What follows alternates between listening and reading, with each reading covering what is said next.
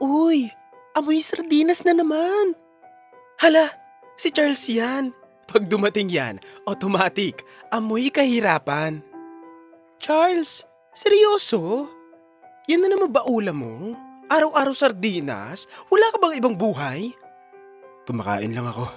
Kumakain? Hindi! Naninira ka ng hangin. Girl, tignan mo yung lunchbox niya. Ang luma-luma, parang pinulot sa kalsada. Kaya pala laging tahimik to. Kasi wala namang maipagmamalaki. Pwede. Tama na. Ay wow! Marunong magsalita! Uy Charles, alam mo ba? Pagkatabi ka namin, parang gusto ko maligo. Baka nga, hindi ka naliligo eh. Amoy pawis, amoy sardinas, kompleto. Hindi naman. Huwag mo kaming sagutin. Alam mo naman ang lugar mo dito. Uy, tignan nyo! Kumakain pa rin kahit pinagtatawanan. Alam mo, Charles, kung ako sa'yo, huwag ka na magbaon. Nakakahiya. Hindi ko kasalanan. Hindi mo kasalanan? Eh di kanino? Sa nanay mo? Huwag mong idamay ang nanay ko. Ay grabe, galit. Feeling ba ipaglalaban? Uy, Erika, sorry daw. Kasi nanay niya, gulay-gulay lang sa palengke. Ah, kaya pala. Kaya sardinas lang. Kasi yun lang ang kaya nila. Tama na. Please. Nag-please na. Hala, umiiyak. O ayan, sardinas boy, iyak na. Sige nga, umiyak ka para mas lalo kang bagay sa ulam mo.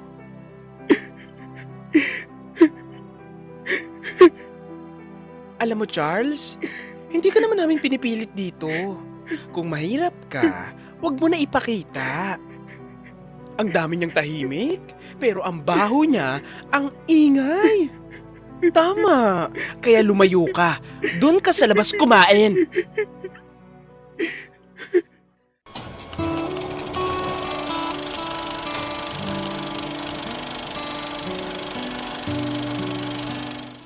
Sa isang pampublikong paaralan, may isang binatang nagngangalang Charles.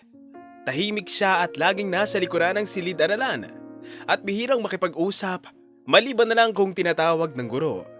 Hindi siya napapansin. At kung mapapansin man, kadalasan ay dahil sa kanyang payat na pangangatawan at simpleng pananamit. Araw-araw, dala niya ang isang lumang lunchbox na kupas na ang kulay. Sa loob nito ay kanin at kung minsan ay tuyo. Kadalasan ay sardinas. Hindi iyon dahil sa gusto niya, kundi dahil iyon lang ang kaya ng kanyang ina na nagtitinda ng gulay sa palengke mula madaling araw hanggang gabi. Para kay Charles, sapat na yun. Ang mahalaga, may baon siya, may makakain at may lakas para makapag-aral. Ngunit hindi ganon ang tingin ng iba. Sa parehong klase, may isang dalagang kilala ng lahat, si Erika. Maganda siya, makinis ang balat, maayos manamit, at laging may bagong gamit. Anak siya ng isang kilalang negosyante sa bayan. Malakas ang kanyang boses at kapag siya ang nagsalita, nakikinig ang lahat. Kasama niya lagi ang dalawa pang kaibigan, si Fatima at si Jalan. Sila ang tinaguriang trio ng silid-aralan. Isang tanghali, habang tahimik na binubuksan ni Charles ang kanyang lunchbox, biglang napasinghap si Erika. Uy! Amoy dagat na naman! Malakas niyang sabi. Napalingon ang mga kaklase. May ilan na natawa. May ilan na napangiti lamang. Charles, baka may lumangoy na isda dyan sa bag mo. Biro ni Fatima sabay tawa. Pwede bang lumayo ka? Baka mga may buong classroom eh. Doon ka sa labas kumain. Dagdag ni Jelana. Tahimik lamang si Charles. Hindi niya pinapansin ang mga ito. Yumuko na lang siya at ipinagpatuloy ang pagkain. Pinilit niyang huwag pakinggan ang tawanan. Ngunit kahit anong pilit niyang huwag damdamin, ang bawat tawa ay parang karayom na tumutusok sa kanyang puso. Napaiyak na lang siya sa mga naririnig niya. Nang matapos na kumain si Charles, ay dali-dali niya nang niligpit ang kanyang baunan at nag-review sa paparating nilang quiz. Ilang sandali pa ay dumating ang kanilang guro at agad itong nag-anunsyo na may quiz sila sa mga oras na yon. Laking tuwa ni Charles dahil hindi siya mabablangko at dahil nakapag-review siya. Nang binigay na ng guro ang papel, ay tahimik niyang sinagutan ang papel. Habang ang iba ay nagbubulungan at nahihirapan. Tuloy-tuloy lang ang kanyang pagsasagot hanggang siya ang unang matapos. Nang matapos na ang lahat, ay agad naman silang nag-check at inanunsyo ng guro nila. "Very good, class! May naka-perfect sa inyo! Congrats, Charles!" Sabi ng guro. Napatingin ang klase at ang kanilang mga muka ay hindi makapaniwala. "Ha? Siya?" Bulong ng isang kaklase. "Sigurado ka, ma'am? Baka mali lang yung check." Mahinang sabi ng isa. "Hindi nga siya halos nagsasalita eh." Pagtataka ng iba. "Akala ko tulog lang lagi sa likod." Dagdag pa ng isa. Napatingin naman sina Erica, Fatima at Jelan sa kanya. "Paano nangyari yun?" Tanong ni Fatima. "Hindi nga nagre-review yan sa harap." Sabi ni Jelana. "Patingin nga ako ng papel ni Charles, ma'am." Tahimik si Erica at nakatitig lang sa papel ni Charles. Samantalang si Charles ay nakaupo lamang sa gilid. Tahimik at sa loob-loob niya ay sobrang saya niya dahil matutuwa ang kanyang ina sa perfect score niya. Nang oras na uwian, excited si Charles na makauwi para ibalita sa kanyang ina na naka-perfect score siya. Nagmamadali siyang lumabas ng classroom, ngunit di sinasadyang nabangga siya ni Erica. "Ano ba? Hindi ka ba marunong magdahan-dahan?" Inis na sabi ni Erica. Sorry Erica, hindi ko sinasadya." Nanginginig na paghingi ng tawad ni Charles. "Kadiri girl! Dumikit yung mabahong amoy sa uniform mo," sabi ni Fatima habang napangiwi.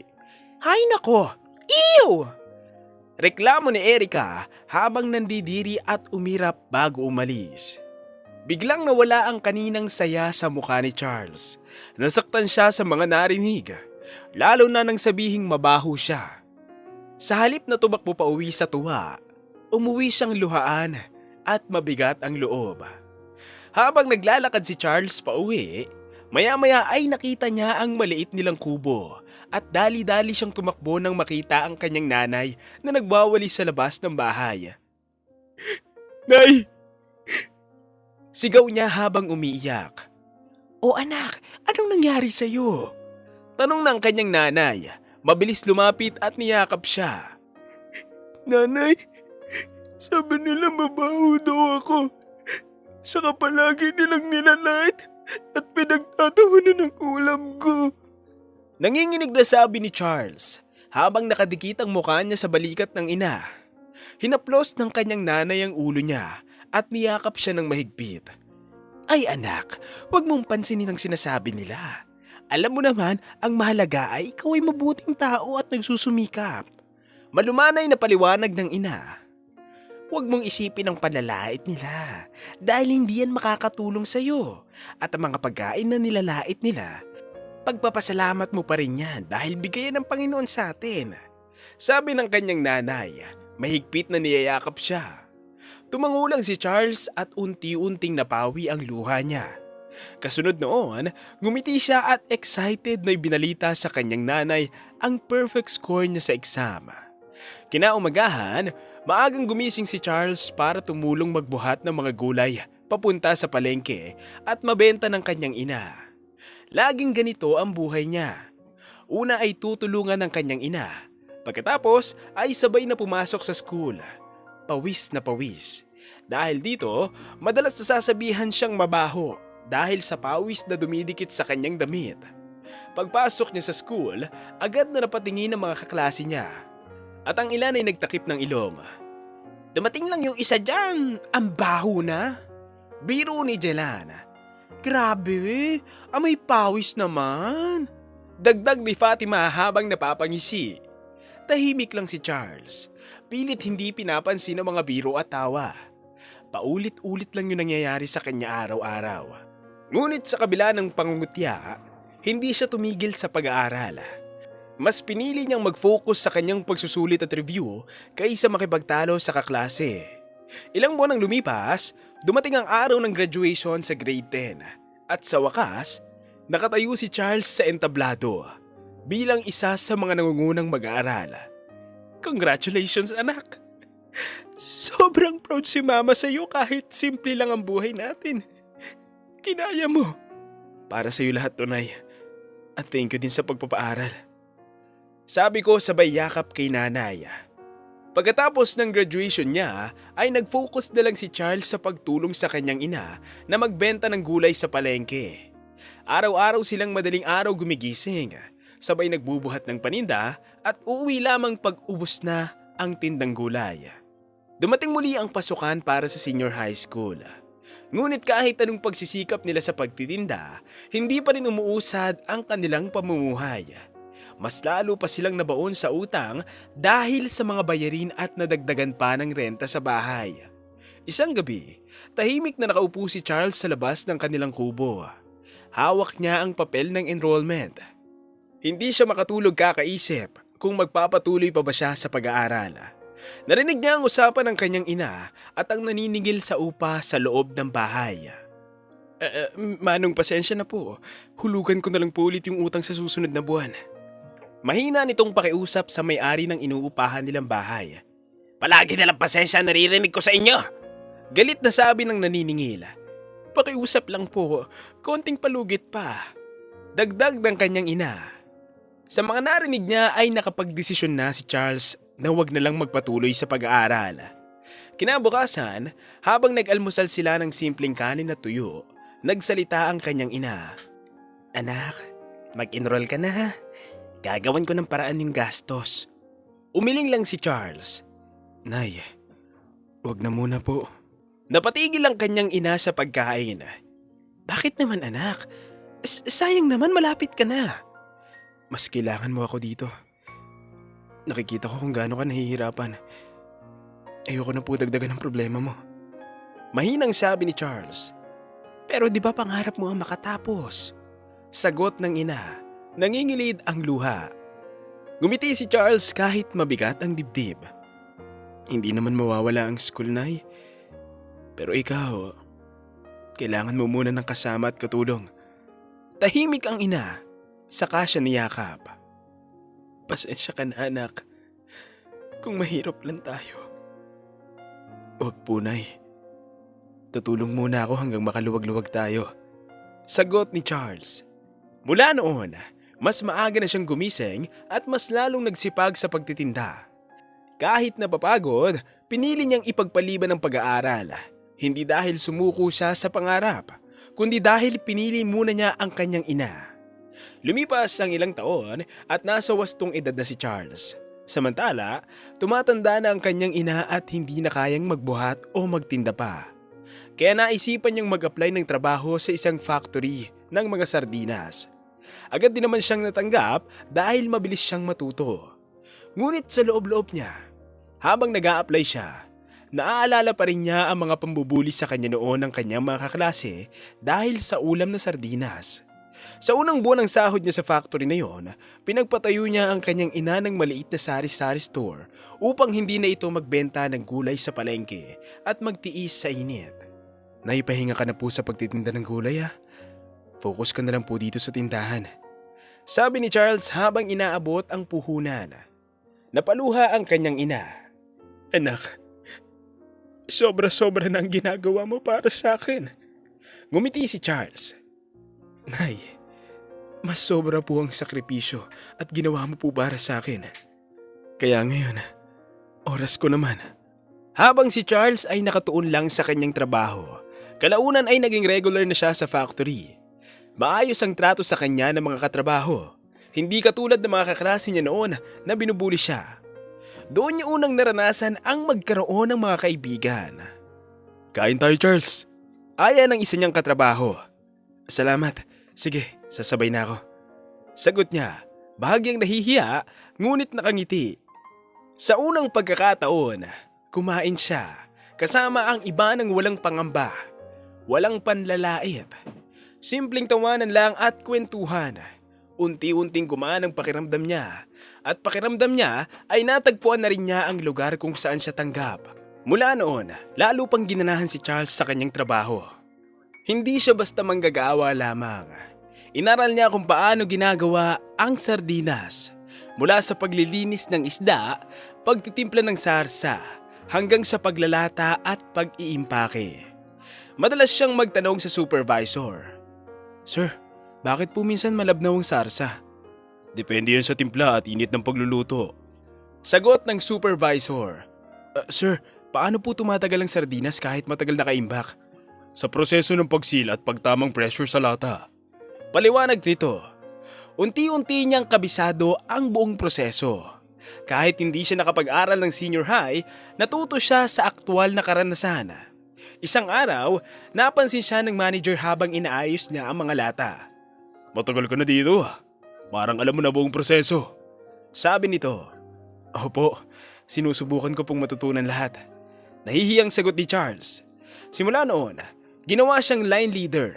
Siya na ang tumitingin sa kalidad ng produkto bago ilabas. Ngunit habang tumatagal, may napansin siyang problema. Maraming dilatang sardinas ang nasasayang dahil sa maling timpla at sobrang alat. "Sayang nito. Kung maayos lang ang timpla, mas masarap sana at mas mura to." Bulong niya sa sarili.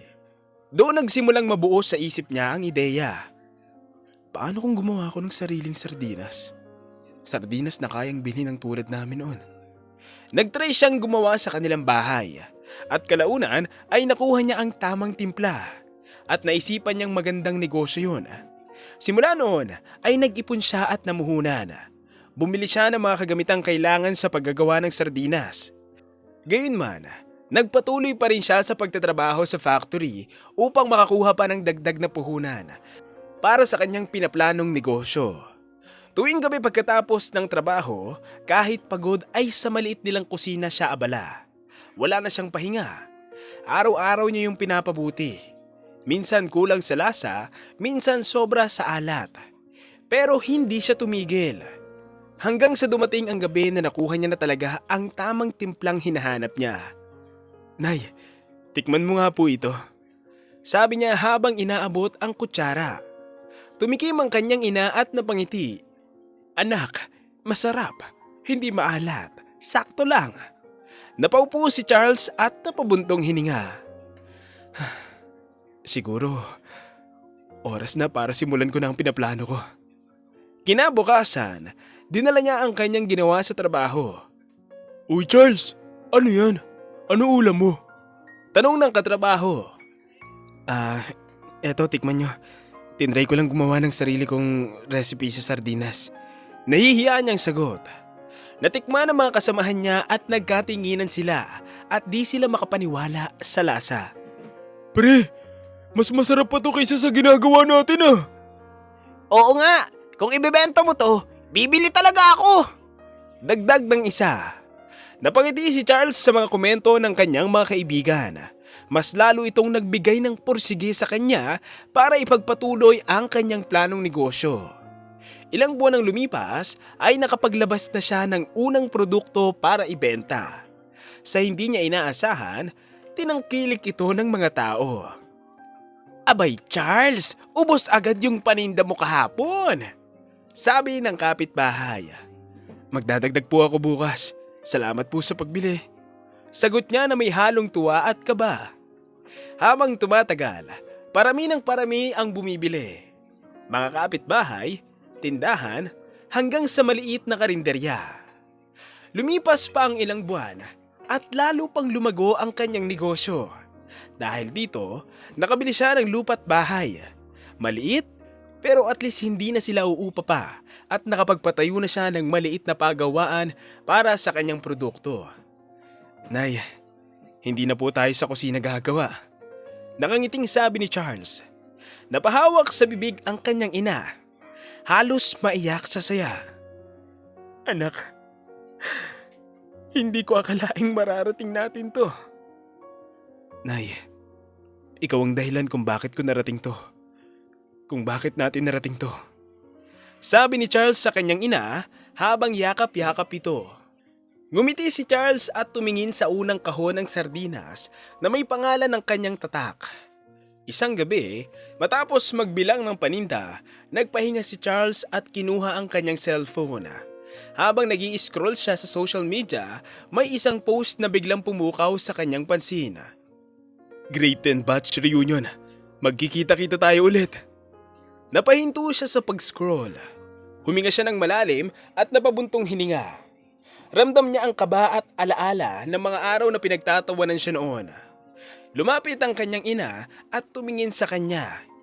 Anak, bakit parang ang lalim ng iniisip mo? Tanong niya. May reunion po kasi kami ngayong paparating na Sabado, Nay.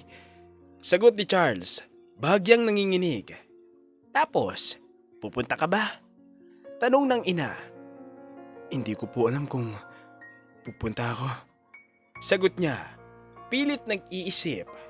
Sandaling natahimik ang kanyang ina bago ngumiti at sinabi, Anak, hindi ka na yung batang umiiyak noon. Iba ka na ngayon. Kaya mo na harapin sila. Hindi para maghiganti, kundi para ipakita kung sino ka na ngayon.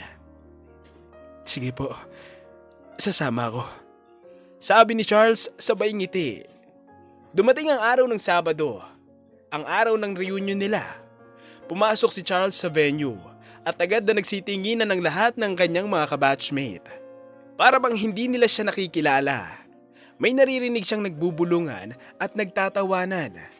Pero hindi na yun pinansin ni Charles. Tahimik siyang naglakad papunta sa gilid ng venue at umupo. Naghihintay na magsimula ang reunion. Sa unahan, nakita niya ang mga dating nambuli sa kanya. Pero pinalagay niya lang sa sarili at hindi pinansin ang kanilang mga titig. Pagkaraan ng ilang minuto, napadaan siya sa kuhanan ng inumin at kumuha ng alak. Habang nagbabalik, aksidenteng nakabangga niya si Erica at natapon ang baso. Nabasag pa ito sa sahig. Ay hala, pasensya na. Mabilis na sabi ni Charles. Napatingin si Erica kay Charles. Para bang hindi niya siya nakilala. Who are you? Parang wala akong maalala na may naging kaklase ako o kabatchmate kaming may ganyang itsura. Sabi ni Erica. Ako to si Charles. Charles Sagrano. Nanginginig na sabi ni Charles. Seriously? Nagbibiro ka ba? Imposible. Sabi ni Erica habang nakangiwi. Nais niyang sumagot sa sinabi ni Erica. Nais niyang ipagyabang ang kanyang sarili.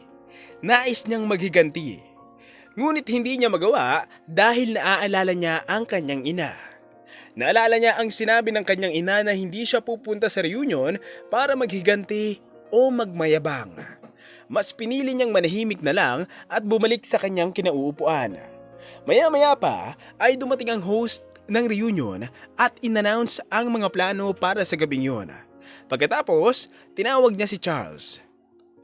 Let's welcome and thank you the person who sponsored our venue and catering, CEO Charles Justin Sagrano. Nagulat ang buong tao sa venue nang marinig nila ang pangalan ni Charles. Agad na tumayo si Charles at dahan-dahang pumunta sa stage. Nagpasalamat sa host bago humarap sa lahat. Tahimik ang venue sandali. Sabay-sabay tumingin ang mga kabatchmates sa kanya. Hindi makapaniwala ang lahat. Ang batang dati nilang binubuli at pinagtatawanan dahil sa ulam at mabahong amoy. Ngayon, ay siya ang sumagot sa venue at pagkain ng reunion nila. Tumayo si Charles ng tuwid at nagsalita. Good evening everyone. Good evening sa lahat ng kabatchmate ko. Nagagalak akong makita kayong muli. Tumigil siya sandali at ngumiti. Tiningnan ang bawat muka sa harap niya. Alam ko, marami sa inyo nakakaalala sa akin noon bilang tahimik, payat, at laging binubuli dahil sa baon kong ulam. Pero nandito ako ngayon, hindi para maghigante, hindi rin para ipagyabang ang sarili ko, kundi para ipakita na ang sipag, tiyaga, at respeto sa sarili, ang tunay na nagdadala ng tagumpay. Gusto ko lang po sabihin sa inyo, kahit gaano man tayo kababa noon sa mata ng iba, o kahit gaano tayo pinagtatawanan, hindi ito hadlang sa ating pangarap. Ang mahalaga, huwag tayong sumuko. Magtiyaga tayo at laging pahalagahan ang pamilya at sarili natin. Tahimik ang lahat at kitang-kita ang paghanga sa kanyang mga kabatchmate. Maraming salamat po sa inyo at sa pagkakataong ito. Sana kahit sino sa atin, sa kabila ng hirap at pangungutya, ay maniwala na kaya nating baguhin ang buhay natin sa tamang paraan. Nagpalakpakan ang mga kabatchmate niya nang matapos ang kanyang speech. Nagsimula na ang reunion at maraming lumapit sa kanya para makipagkumustahan. Lumapit din sina Erica, Fatima at Jelana at isa-isa silang humingi ng tawad. Charles, pasensya na sa lahat ng nangyari noon. Sabi nila, halatang nagsisisi. Ngumiti si Charles ng mahinahon. Okay lang. Ang importante, nandito tayo ngayon at maayos na ang lahat. Tahimik sina Erica, Fatima at Jelana. Sa unang pagkakataon, wala nang yabang. Puro pagsisisi lang. At habang nagpapatuloy ang reunion, tahimik na umalis si Charles. Hindi dahil talo siya, kundi dahil tapos na ang laban. Pag-uwi niya, nadatnan niya ang kanyang ina sa tindahan. Pagod, pero nakangiti. Nay, sabi ni Charles habang hawak ang kamay nito. Salamat po. Bakit anak? Tanong ng ina. Napaluha si Charles.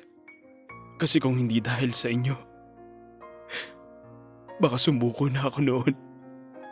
Ngumiti ang kanyang ina at hinaplos ang ulo niya. Anak, ang sardinas, hindi kailanman nakakahiya. Ang nakakahiya, yung taong nanlait sa kapwa. At doon napagtanto ni Charles ang isang bagay. Hindi mo kailangan gumanti para manalo. Kailangan mo lang patunayan sa sarili mo na kaya mong bumangon. At hanggang dito na lang ang magandang storyang ito.